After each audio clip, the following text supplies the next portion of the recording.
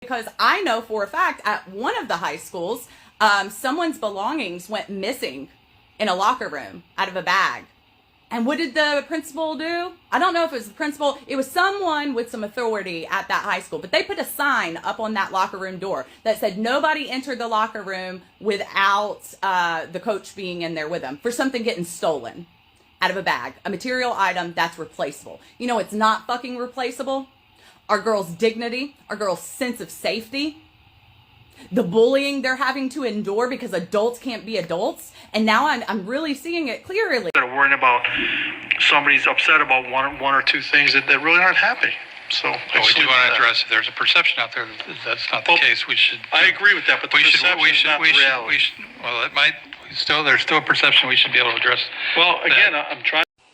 So I was gonna hold my tongue until the 8th when I was going to speak in public comment again. I actually had planned to pray for the school board in that public comment. And I watched this meeting tonight, and I saw two board members, Melanie Freeman, Greg Mills, thank you for pushing back. I saw two board members ask a superintendent to do his job, what they're asking him to do. Ask him questions politely, not adversarial in any way, shape, or form. And I saw that same superintendent get very defensive, push back, saying we don't need a policy. We apparently have only had 2% of bathroom incidences this year, and it was the same last year. And be mad that parents want a policy. And then he went as far as to accuse the students and parents that are coming to speak, that have been speaking for years on this topic, accuse them of just trying to make a mountain out of a molehill, just trying to piss the whole entire county off. Yes, business owners are actively speaking out at school board meetings and rallying just to piss the community off. Pastors at churches are doing that just to piss the community off. I'm sorry, we don't have, $278,000 salaries, so we have to be careful for what we actually fight for and what we put our voice to. And we came out and we put our voice to this issue. And we put our voice to this issue because the said students you're talking about came to the freaking Board of Education meeting and spoke out. Prior to that, parents went to administrators. You want to know why we want a policy so bad? You want to know why? Because every single principal and teacher is being put in a position to where they have to decipher what is law. Why? Because you don't have a policy. And I find it funny how you're trying to vilify our principals and our teachers, Dr. Kopicki, when we're not pissed at our principals and teachers. We are pissed because the board is failing to put a policy in place. And let me address Miss Pam Escobar. She's running for school board. Y'all, please, dear God, don't vote for this woman. She said they have meetings. If we need more data, we should be listening to them. No, ma'am. No, ma'am. You are the highest up. You are elected to run our school district. You, the board. Dr. Kopicki, anyone below him, the principals, the teachers, all that, they work for you. Which means if you, the board, say, we're getting complaints, we need a policy, you need to figure it out. You do it.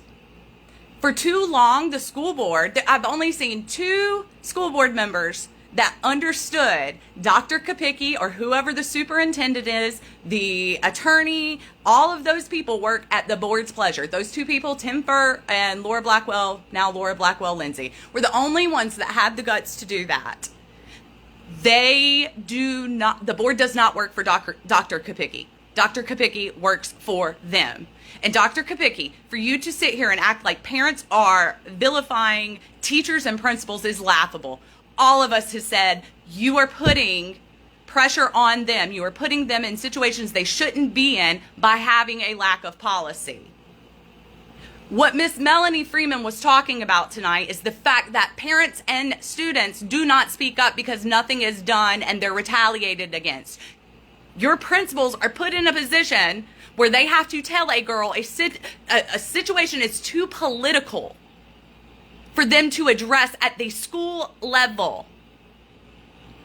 And unfortunately, until the parents speak up and the students speak up and it makes national news and you're being investigated by the U.S. Department of Education, you don't want to speak up. You don't have any comment. It's not an issue. What fucking fairy tale do you live in where you think over 100 people showed up at a school board meeting for something that's not an issue?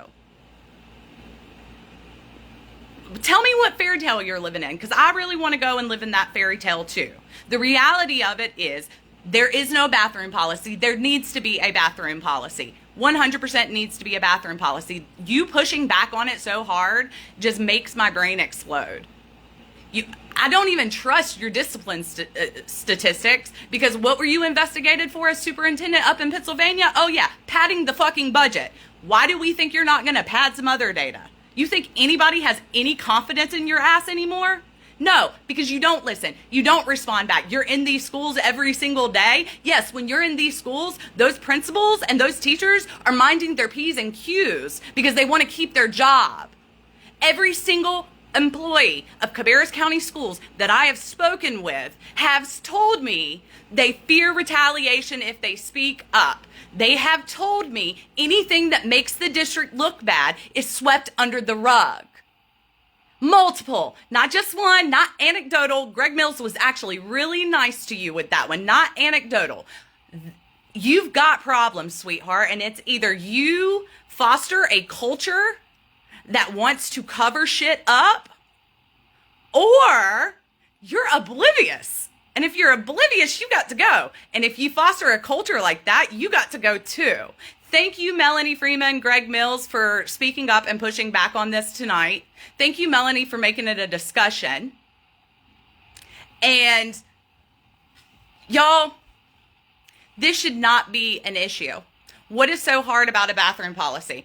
If we've got 2% of instances or incidents happening in the bathroom, wouldn't a policy only bring that down?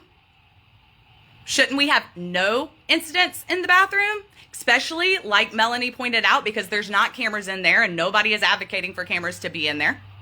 Especially when you've got the issues we've got going on. It's funny because I know for a fact at one of the high schools, someone's belongings went missing in a locker room out of a bag. And what did the principal do? I don't know if it was the principal. It was someone with some authority at that high school. But they put a sign up on that locker room door that said nobody entered the locker room without the coach being in there with them for something getting stolen out of a bag. A material item that's replaceable. You know it's not fucking replaceable? Our girls' dignity, our girls' sense of safety. The bullying they're having to endure because adults can't be adults. And now I'm really seeing it clearly because you got an attorney that likes to laugh at girls when they cry when they're telling these stories at board meetings. Then he goes, runs and hides like a little bitch and doesn't sit at his dais the next morning or the next meeting. And now you've got Dr. Kopicki, who cannot stand to be criticized publicly in any way. We just saw it tonight. If you push back on his little narrative, his fairy tale narrative of what he wants Cabarrus County Schools to be, he gets defensive. He tries to deflect and make a situation it's not. We're not vilifying the teachers. We're not vilifying the principals. We're vilifying a board that will not come up with a policy so teachers and principals know how they're supposed to appropriately handle these situations when they are reported, because they're going underreported right now. You're a joke. You need to be fired. I don't say that lightly. You need to be fired. It's the first damn time I've ever said it, but tonight you just proved to me exactly who's running the show, and that's you. I hope our board really, really, really looks at your behavior and gets rid of you. You need to be gone. You need to be gone. And Lord have mercy. I'd love to see your budget too. Love to see your budget too. Look, the reality is under your advisement and that attorney's advisement, You are now under a federal investigation by the U.S. Department of Education, which could result in you losing your federal funding, which you desperately need. We all know this. And you've got quite a few civil lawsuits coming your way separate from that. All because you won't make a policy. And instead of saying to the board tonight, let's see what policy we could make, you know, there's no harm in having a policy that could reduce instances, you dug your heels in. You basically called students liars. You called parents liars. You tried to make it like we're some villains, and you tried to make the principals and teachers think we're somehow after them for your failure to be a good leader. No, sir. I cannot wait to talk. I cannot wait for public comment. If you're watching this, guys, June 8th, 6 p.m. is the next school board meeting. Show up, come and share how you feel. I'll post the link for the school board meeting in the comments. I think it starts at 2 hours, 47 minutes maybe. Go ahead and watch that. Go ahead and watch that. And you guys come and speak out and speak up. This is ridiculous. And this is why you're making Fox News. And this is why you're making Newsmax. And this is why the U.S. Department of Education is after your ass. I want to say you're the only red county that is being investigated. Boy, really racking up some achievement awards there, aren't you?